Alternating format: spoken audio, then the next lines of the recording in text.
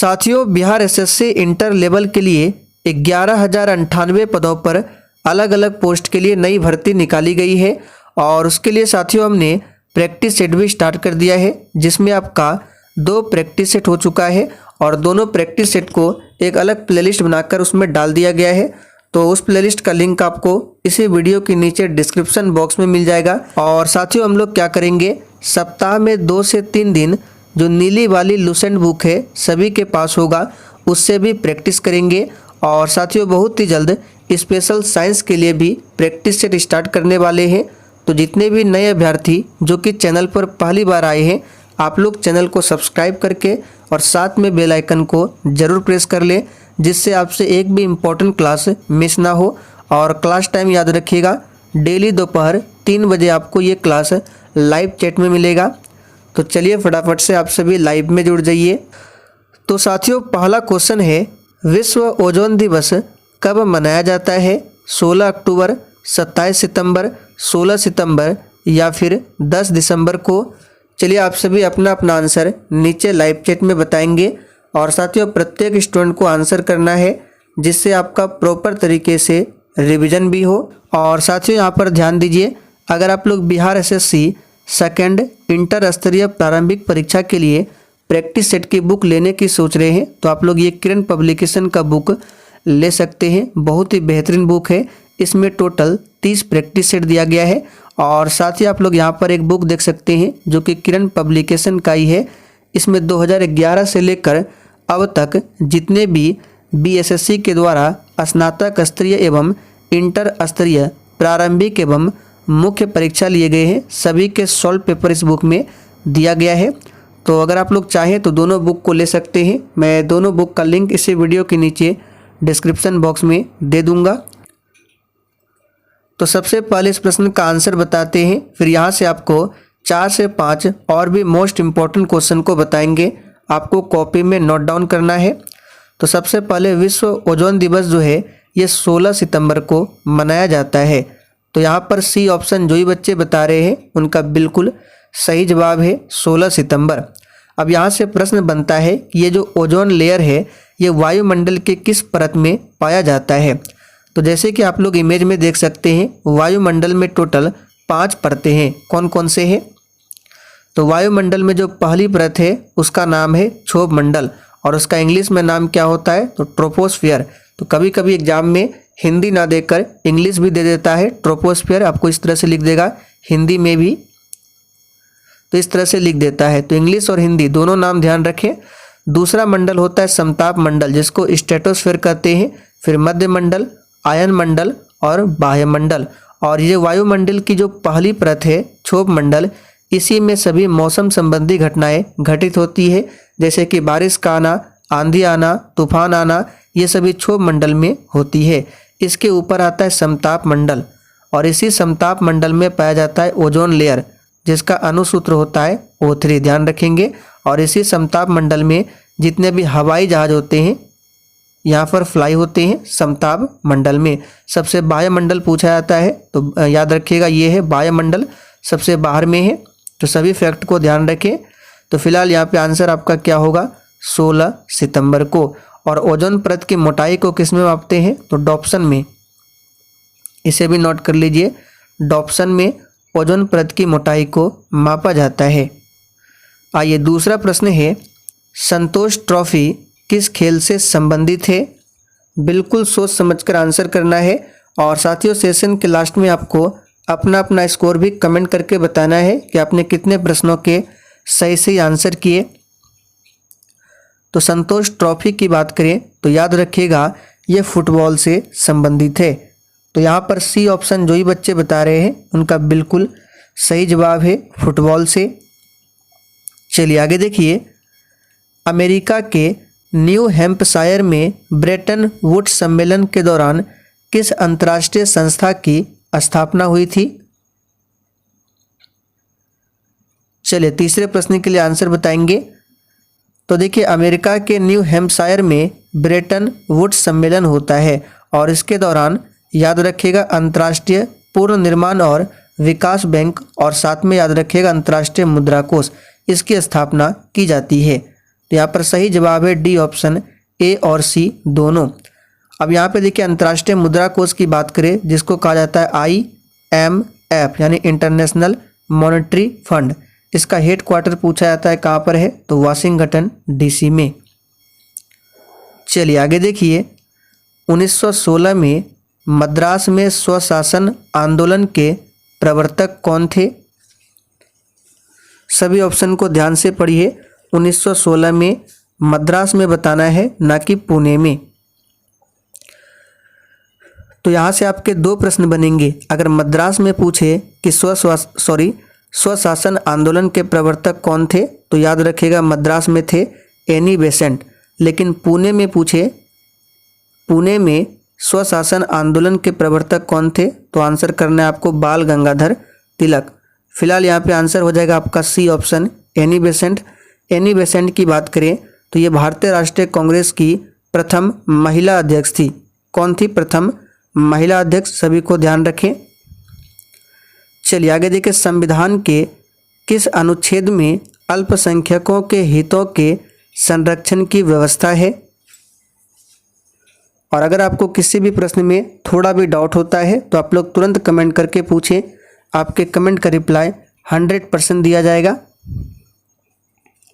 तो संविधान के किस आर्टिकल में अल्पसंख्यकों के हितों के संरक्षण की व्यवस्था है, तो याद रखिएगा अनुच्छेद 29 में।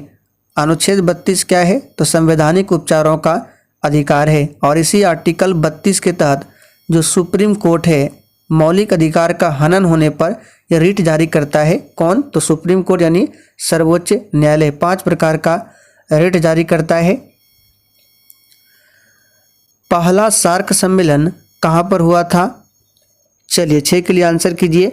और साथियों फिर से बोल रहे हैं कि जितने भी हम आपको एक्स्ट्रा फैक्ट बताते हैं आप लोग लिखने का प्रयास जरूर करें, जिससे आपका नोट्स तैयार होगा। तो पहला सार्क सम्मेलन जो है ये कहाँ पर हुआ था, तो याद रखिएगा बांग्लादेश के ढाका में। तो सी ऑप्शन जो ही बच्चे दिए हैं बिल्कुल सही जवाब है। अब सार्क को इस तरह से लिखा जाता है SAARC। और इसकी स्थापना कब होती है, तो 1985 में। और इसका हेड क्वार्टर कहाँ पर है, तो नेपाल की राजधानी काठमांडू में। चलिए आगे देखिए, विश्व में सर्वप्रथम GST कहाँ लागू हुआ था? देखिए GST की बात करें तो इसका फुल फॉर्म देख सकते हैं, ये होता है गुड्स एंड सर्विस टैक्स, याद रखेंगे। और ये किस प्रकार का कर है, तो ये इनडायरेक्ट टैक्स है। कैसा है, हिंदी में कहते हैं अप्रत्यक्ष कर। पूछा जाता है एग्जाम में कि GST किस प्रकार का कर है, तो याद रखिएगा ये अप्रत्यक्ष कर के उदाहरण है। और सबसे पहले GST जो लागू हुआ था ये फ्रांस देश में। तो यहाँ पर डी ऑप्शन आपका सही जवाब है। आगे देखिए, भारत में सर्वप्रथम GST कब लागू की गई?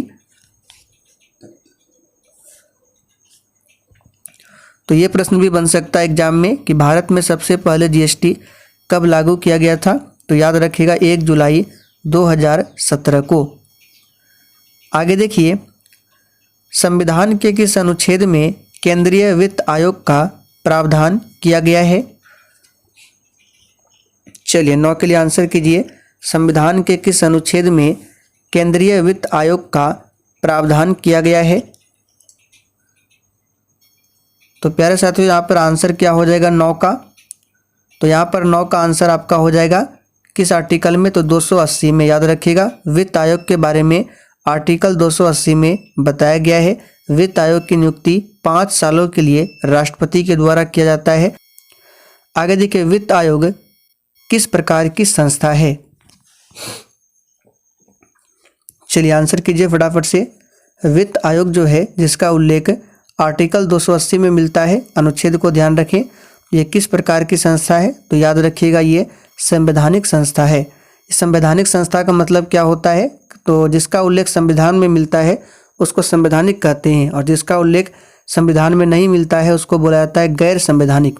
तो वित्त आयोग का तो उल्लेख मिलता है, तो ये क्या है, संवैधानिक संस्था है। नीति आयोग की घोषणा कब की गई थी? चलिए 11 के लिए आंसर कीजिए। और साथियों आप सभी डेली क्लास को अटेंड कीजिए, एक भी दिन क्लास को मिस ना करें, क्योंकि इसका एग्जाम भी बहुत ही जल्द ले लिया जाएगा। तो नीति आयोग की बात करें तो ये पहले नहीं था। नीति आयोग के स्थान पर पहले कौन था? तो योजना आयोग। पहले था योजना आयोग, लेकिन योजना आयोग से नीति आयोग कब किया गया? तो 1 जनवरी 2015। या फिर हम लोग कह सकते हैं कि नीति आयोग की स्थापना कब हुई? 1 जनवरी 2015 को याद रखिएगा। लेकिन यहाँ पे घोषणा पूछा गया है, तो घोषणा कब किया गया? तो 15 अगस्त 2014 को घोषणा किया गया और 1 जनवरी 2015 में यह स्थापित हुआ। अब नीति आयोग के अध्यक्ष कौन होते हैं? तो स्वयं प्रधानमंत्री होते हैं। और वर्तमान में कौन है? तो श्री नरेंद्र मोदी जी है। इसके उपाध्यक्ष कौन है? तो वर्तमान में इसके उपाध्यक्ष याद रखिएगा सुमन बेरी।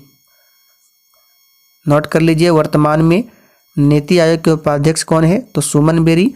और CEO वर्तमान में कौन है नीति आयोग के? तो इसको भी लिख देते हैं सुब्रमण्यम। यहाँ पे लिख देते हैं, देखिए BVR सुब्रमण्यम। ये वर्तमान में कौन है? तो नीति आयोग के CEO है। नीति आयोग के अध्यक्ष कौन होता है? तो अभी हमने आपको बताया, अगर आप लोग ध्यान से सुनते हैं तो बिल्कुल आराम से आंसर बता सकते हैं। नीति आयोग के अध्यक्ष कौन होता है? तो याद रखिएगा स्वयं प्रधानमंत्री होते हैं। तो यहाँ पर आंसर आपका हो जाएगा डी ऑप्शन। चलिए आगे देखिए, केंद्र और राज्यों के बीच का जो कर का विभाजन होता है ये कौन करता है?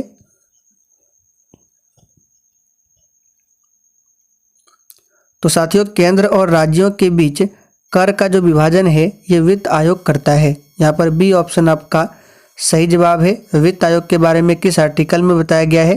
तो अभी हमने आपको बताया था आर्टिकल 280 में, इसे ध्यान रखें। चलिए आगे देखिए, प्रथम वित्त आयोग का गठन कब किया गया था? चलिए, काफी ज्यादा इंपॉर्टेंट प्रश्न है। प्रथम वित्त आयोग का गठन कब किया गया था? तो याद रखिएगा 1951 में प्रथम वित्त आयोग का गठन किया गया था। आगे देखिए, प्रथम वित्त आयोग के अध्यक्ष कौन थे? तो देखिए साथियों, प्रथम वित्त आयोग के अध्यक्ष की बात करें तो ये केसी नियोगी थे। कौन थे? केसी नियोगी। तो यहाँ पर सी ऑप्शन आपका सही जवाब है। और देखिए साथियों, अगर आप लोग टॉपिक वाइज या फिर लुसेंट बुक से टॉपिक वाइज जीके जीएस की प्रैक्टिस करना चाहते हैं तो इसके लिए आप लोग शाम 7:30 बजे की क्लास को देख सकते हैं। ये क्लास आपको मेरे दूसरे चैनल पर मिल जाएगा। उस चैनल का नाम है दिवाकर स्टडी IQ, या फिर उस चैनल का लिंक मैं इसी वीडियो के नीचे डिस्क्रिप्शन बॉक्स में दे दूंगा, आप लोग जाकर ज्वाइन कर लीजिए। चलिए आगे देखिए, केंद्रीय वित्त आयोग का गठन कौन करता है? तो इसके बारे में भी अभी हमने आपको बताया था। केंद्रीय वित्त आयोग का गठन तो ये राष्ट्रपति करता है 5 सालों के लिए। तो डी ऑप्शन आपका सही जवाब है, राष्ट्रपति। वर्तमान में कौन है? तो द्रौपदी मुर्मू। और उपराष्ट्रपति वर्तमान में कौन है? तो श्री जगदीप धनखड़ है। भारत में GST को किस समिति की सिफारिश के आधार पर लागू किया गया?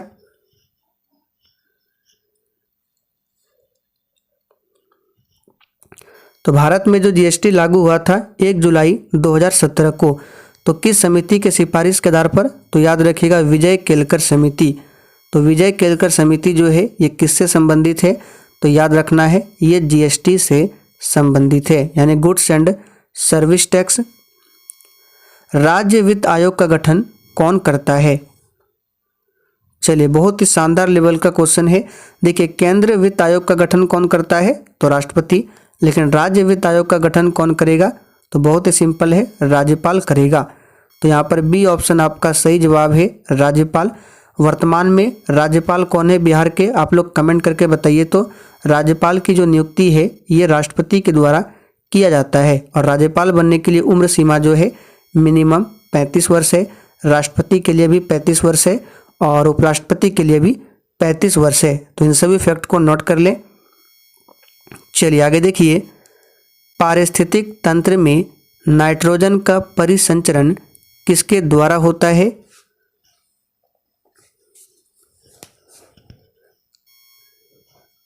तो देखिए साथियों, पारिस्थितिक तंत्र में जो नाइट्रोजन का परिसंचरण होता है ये जीवाणु के द्वारा होता है। तो यहाँ पर बी ऑप्शन आपका सही जवाब है, जीवाणु जिसे बैक्टीरिया कहा जाता है और विषाणु को वायरस कहा जाता है। चलिए आगे देखिए, कांग्रेस का जो 1906 का अधिवेशन था जिसमें स्वराज को लक्ष्य घोषित किया गया था, यह अधिवेशन कहाँ पर हुआ था? तो यहाँ से आपको दो प्रश्न याद रखने हैं, अधिवेशन कहाँ पर हुआ था और अध्यक्ष कौन थे। तो 1906 का जो अधिवेशन है ये हुआ था कलकत्ता में, और इस अधिवेशन की अध्यक्षता किया था दादा भाई नौरोजी, जिसे भारत का वृद्ध पुरुष भी कहा जाता है। सभी को ध्यान रखें। कांग्रेस की बात करें तो साथियों इसकी स्थापना 1885 में किया गया था। किसके नेतृत्व में? तो ए ओ ह्यूम, एलन ऑक्टेवियम ह्यूम, याद रखना है, इसके नेतृत्व में किया गया था। और उस समय किसका शासन था? तो लॉर्ड डफरिन। सभी को ध्यान रखिए, लॉर्ड डफरिन के समय में हुआ था। प्रथम अध्यक्ष कौन बने थे? तो WC बनर्जी, यानी कि व्योमेश चंद्र बनर्जी। चलिए आगे देखिए, खाली स्थान को लड़ा गया प्लासी के युद्ध भारत के इतिहास में एक महत्वपूर्ण घटना थी। तो प्लासी का युद्ध बताना है कब हुआ था।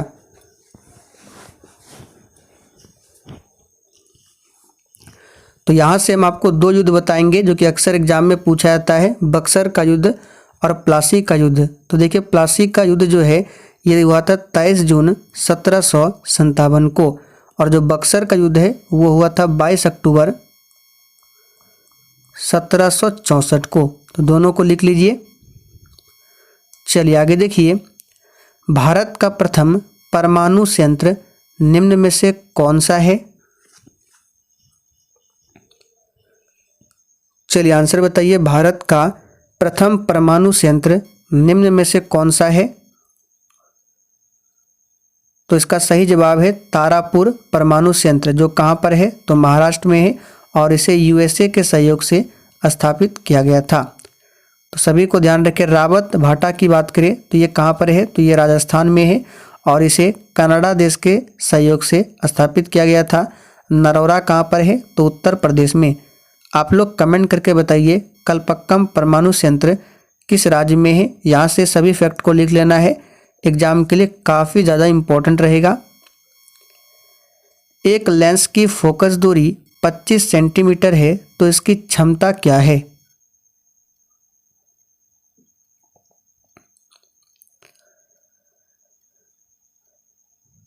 तो प्यारे साथियों, एक लेंस की फोकस दूरी कितनी है? तो 25 सेंटीमीटर है।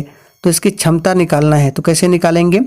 तो देखिए, फोकस दूरी जो है कभी भी सेंटीमीटर में नहीं होता है, वो होता है मीटर में। तो सबसे पहले 25 सेंटीमीटर को मीटर में बदलेंगे, तो ये हो जाएगा आपका 25/100, यानी 1/4 मीटर। ये हो गया आपका फोकस दूरी, यानी कि F का मान कितना हो गया आपका? 1/4 मीटर।